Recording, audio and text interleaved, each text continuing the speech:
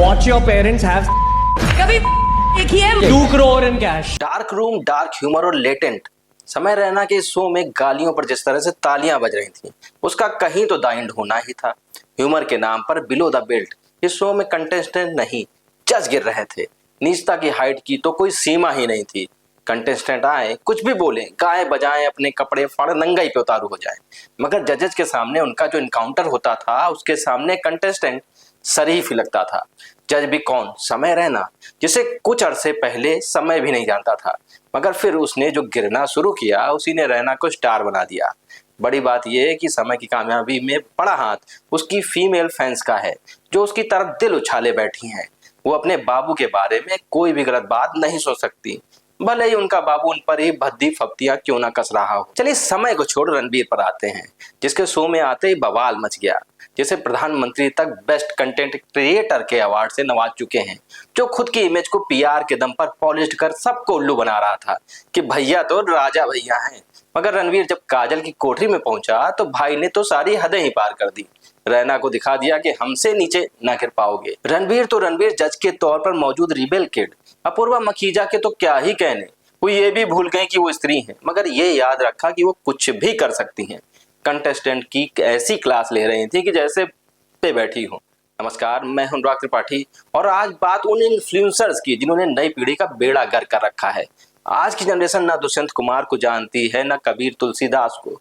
उसके आइडियल तो freedom of speech के नाम पर मर्यादा लांघते वो लोग हैं जो खुद तो वल्गैरिटी परोस करोड़ों पीट रहे हैं, मगर आपकी इंटेलिजेंस और समय की कीमत कौड़ियों के भाव लगा रहे हैं। रणवीर इलाहाबादिया 7 यूट्यूब चैनल चलाते हैं, उसके करीब 12 मिलियन फॉलोवर्स हैं, हर महीने करीब 30 से 35 लाख की कमाई, शोज और ब्रांड एंडोर्समेंट के जरिए होने वाली कमाई के तो क्या ही कहने। समय रैना का भाई खाता भी कहीं से भी कम नहीं, तो दोनों भाई मिलकर करोड़ों पीट रहे हैं, मगर बिल आपका फाड़ रहे हैं। समय के पिता राजेश रैना देश के बड़े और प्रतिष्ठित पत्रकार हैं।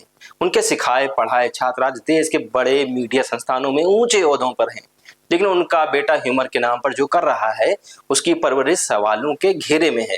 घर की बात घर में रह जाती तो हमें उससे क्या, मगर जिस तरह घर से निकला समय हाथ से निकल गया, जिस तरह वो आने वाली नस्ल को तबाह करने पर आमादा है, अच्छा तो ये हो कि उसे ताउम्र सलाखों के पीछे रखा जाए, मगर होगा क्या?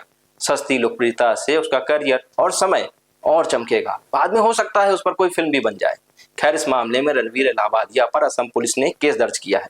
खुद राज्य के मुख्यमंत्री हेमंत बिस्वा शर्मा ने अपने एक्स हैंडल पर यह जानकारी साझा की है।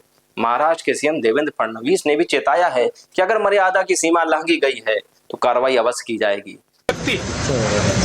इसकी भी कोई मर्यादाएं है। हमारे समाज में हमने अश्लीलता के भी कुछ नियम तैयार किए हैं। अगर उनको कोई पार करता है तो बहुत गलत बात है। अगर ऐसी कोई बात होती है तो उसके ऊपर कार्रवाई होगी। मामले ने तूल पकड़ा तो समय रैना पर महाराष्ट्र महिला आयोग ने भी शिकंजा कस लिया। रसिया तो पहले भी हुए हैं। उदित नारायण ना अपने जमाने में कम थे और ना आज हैं। आज भी लाइव शो के दौरान चूमने चाटने को अपनी टीआरपी समझते हैं।